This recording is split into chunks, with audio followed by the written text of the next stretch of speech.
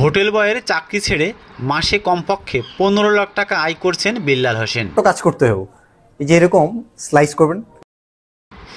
ইচ্ছা শক্তি থাকলে যে বাস্তব রূপ দেওয়া যায় তার উদাহরণ এই বিল্লাল। এক কাপ চা বানিয়ে ভাইরাল, ফুল টাইম ব্লগার এখন চাচি। অনলাইনে ঢুকলে মনে হয় ভিন্ন গ্রহে আছি। তার ফেসবুক পেজে বর্তমানে ফলোয়ার প্রায় 18 লাখ।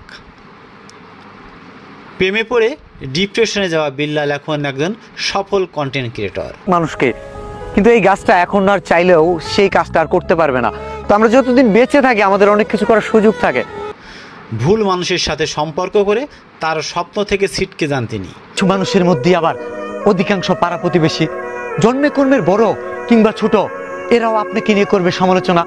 নিজের সময় নষ্ট করা মানুষগুলো হবে না কখনো অনুশোচনা। তবে তার এই সফলতার পথ খুঁজে পেতে বেশি সময় নেননি।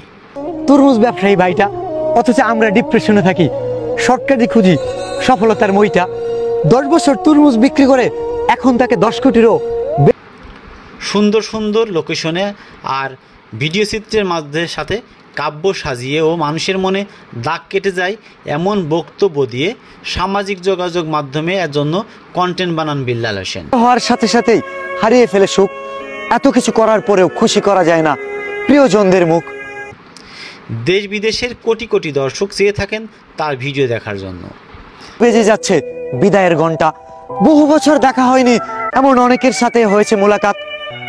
তার এই ভিডিওর ভিউ এখন মিলিয়ন মিলিয়ন। পুরুষ মানুষ বড় হওয়ার সাথে সাথেই হারিয়ে ফেলে সুখ, এত কিছু করার পরেও খুশি করা যায় না প্রিয়জনদের মুখ।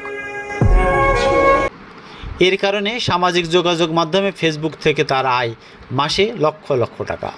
আদা দিছে, এলাচ দিছে, চিনি দিছে সামান্য, চাচিও কিন্তু ভিডিও বানাচ্ছে অনলাইনে ক্যারিয়ার করার জন্য। বিল্লাল জানান 3 মাসে তার আয় ছিল 44 লাখ টাকা। অথচ আমরা ডিপ্রেশনে থাকি, শর্টকাটই খুঁজি সফলতার মইটা। 10 বছর তরমুজ বিক্রি করে এখন তাকে 10 কোটিরও বেশি মানুষ চিনে। সফলতা একদিনে ধরা দেয় না, ধরা দেয় বহুদিনে। তার কাজের সাথী ক্যামেরাম্যানকে তিনি বেতন দেন প্রায় 1 লাখ টাকা। প্রথমে বিল্লাল হোসেন হোটেল ম্যানেজমেন্টের কাজের পাশাপাশি কফি তৈরি ভিডিও দিয়ে ফেসবুকে কন্টেন্ট তৈরি শুরু করেন। এরকম মধু দিয়ে এভাবে রাখলাম, একটা টি ব্যাগ, আমি একটু অল্প গরম পানি দিয়ে টি ব্যাগ থেকে এই চায়ের যে নির্যাসটা, আস্তে আস্তে তার ভিউ ও ফলোয়ার বাড়তে থাকে। ঈদ বোনাস নামে যা দেয় তা অতি সামান্য, হিসাব মিলাতে হিমশিম খাই কতটুকু করব কার জন্য। পরিবারের জন্য করি অন্যজনের গোলামি, নিজের পোশাক কেনা হয় না, বিলাতে হয় সালামি।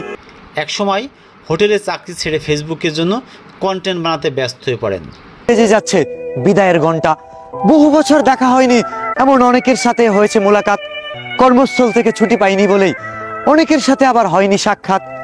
বাড়ি থেকে বের হয়ে প্রথম পরিবার ও কাছের মানুষের বাধার মুখে বারবার ভাবতে থাকেন কি করবেন।